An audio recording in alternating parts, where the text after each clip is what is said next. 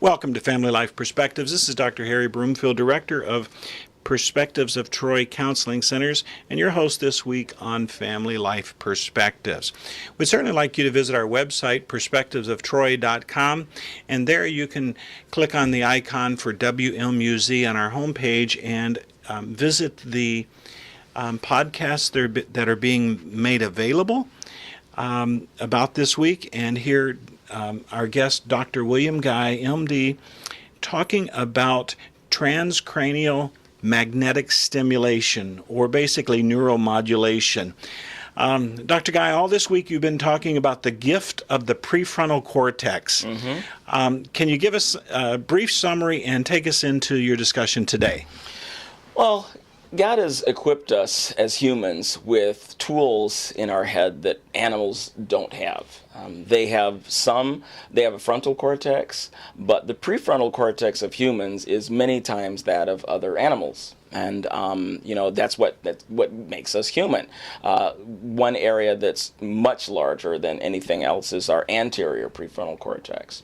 The anterior prefrontal cortex it's in the front part of our brains, and it's kind of like between your eyeballs, between your eyes and where you're behind your forehead. That's your anterior prefrontal cortex. This area allows you to do task switching. In other words, let's say, for example, you are watching TV, or let's say you're playing a video game with one of your children, okay? And then your spouse comes along and says, "Okay, honey, could you take the cake out of the oven in 15 minutes?" Right? And then they leave. So now you have to do two things. You're playing your game there with your child, but at the same time, you have to be mindful of the clock so that you can stop what you're doing, hit pause, leave, and go do something else. So you have before you a task which is stimulus oriented, because you have the TV and the controllers in front of you, and now you have a task that is non-stimulus oriented. You got to go do something that's not in front of you. You might smell that cake, but by the time it's too late, but by the time that smell changes, you're probably going to have a cake that's not very tasty. So you've got to keep that in mind. And your ability to do that is dependent on the anterior prefrontal cortex. It allows you to change things. Now, this is also the area of your brain that allows you to do self-control. Stop what you're doing now and do something else. When we are children, there is a window of time between birth and about 3 years old when the neurons are making their connections.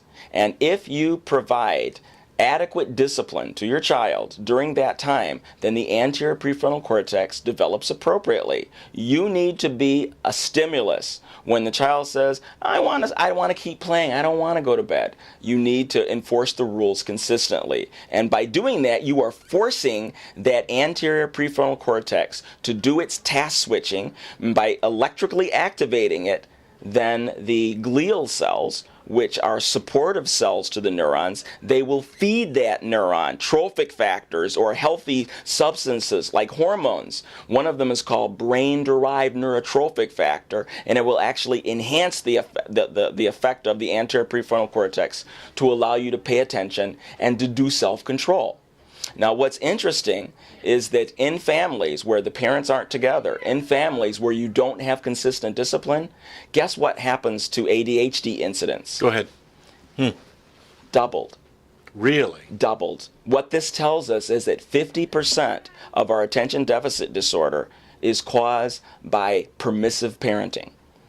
Okay, parents need to play. In order for the anterior prefrontal cortex to develop appropriately during those first few years, you need adequate discipline. You need authoritarian or authoritative parenting styles in order to stimulate the anterior prefrontal cortex to develop appropriately.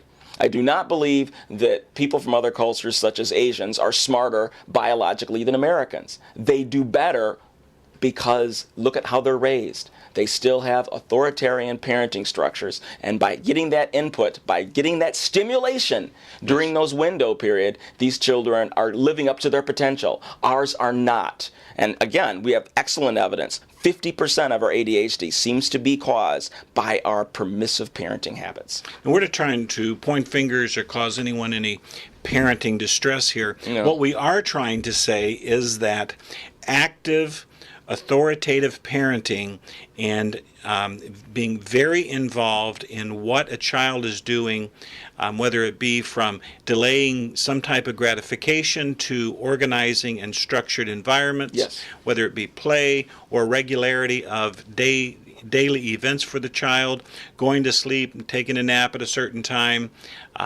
all of those events that go on in infancy and up to toddlerdom, so to speak, those are truly direct causation for good brain development. Exactly. Is that what we're saying? You want neuron A to reach out and touch neurons B through X. Yes. Okay, and that is stimulated when the parents provide that kind of environment and adequately enforce discipline consistently.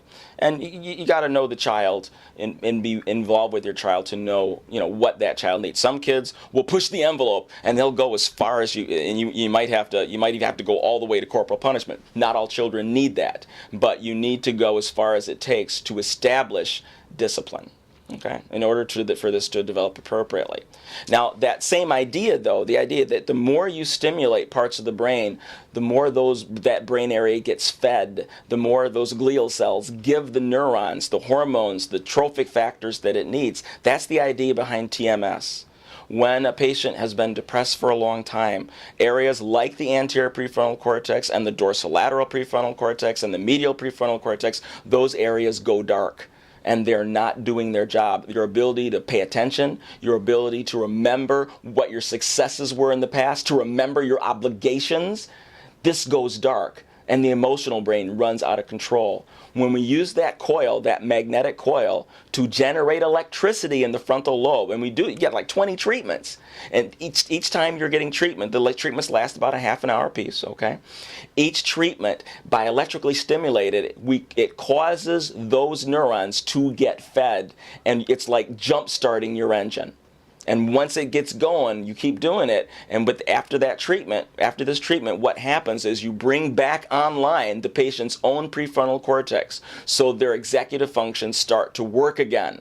So planning, organization, time management, working memory, strategy starts to come alive, and they're able to have hope that they can solve their problems and use their own brains as tools to solve their problems. And remember, if they're believers, it helps them remember that God helped them before, and they gives them energy to attack the problem anew without the hopelessness. It certainly appears science has taken us to a great new place.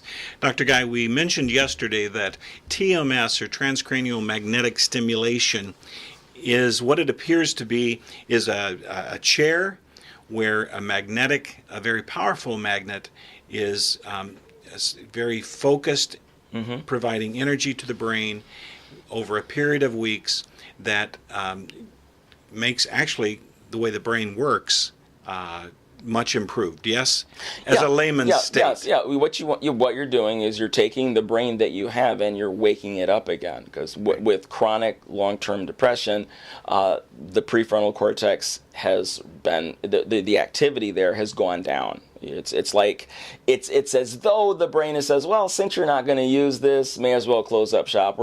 May as well go half-time. If you're going to take that much time off, you don't get to be full-time anymore. Well, it's the old cliche, if we don't use it, we lose That's exactly. Right? It's like a muscle. Yeah. It's like a muscle. Yes. Yeah.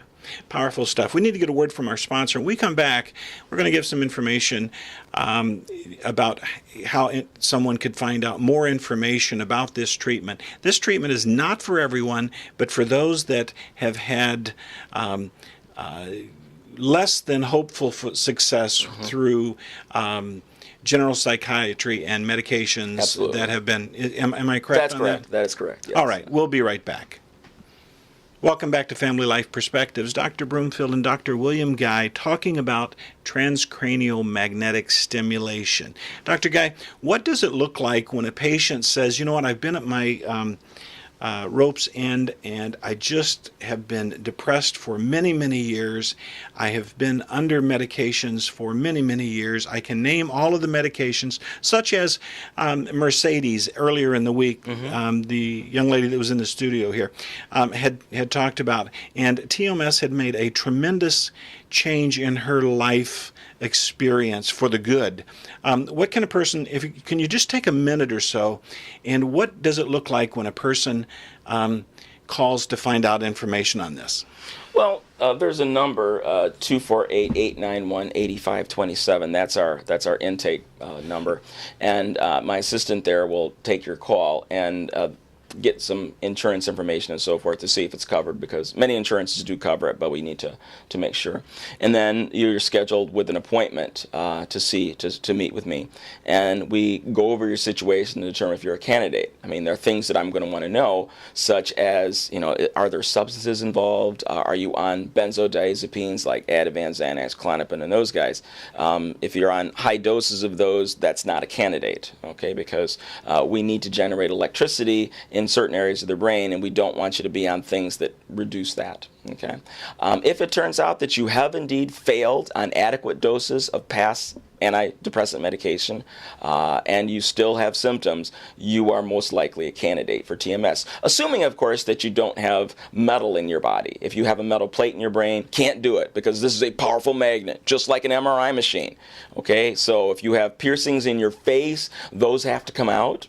Okay, if you have a metal plate in your head, if you have any metal from the neck up that is ferromagnetic, we need to get rid of that, or if we can't have that. Dental implants are okay. If you have fillings, those are fine. But anything besides fillings, we have to be careful of. Dr. Guy, I just wanted to take a minute here, and you'll be back with us tomorrow? Yes. All right, but people can go to our website, perspectivesoftroy.com, go to the WMUZ radio link, and we're putting these podcasts on there for review.